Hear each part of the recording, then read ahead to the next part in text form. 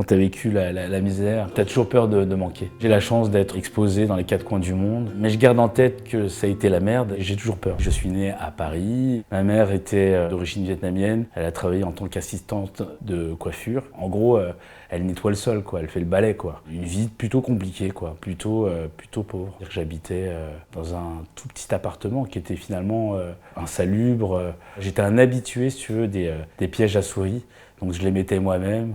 Très tôt, ma mère a un accident de la route qui la rend paraplégique. Donc il y a un vrai tournant, oui, t'es pas comme les autres, ta mère t'accompagne jamais, elle te ramène jamais de l'école parce qu'elle est infirme. J'avais 6-7 ans et j'aidais ma mère, je faisais sa toilette. Tout ce qui était urine, c'était moi, donc la poche était moi, je la vidais dans les toilettes. Je pense que petit, j'étais très menteur parce que je ne voulais pas raconter ce qu'on vivait en fait à la maison. Et aux yeux des autres, ma mère était coiffeuse, quoi.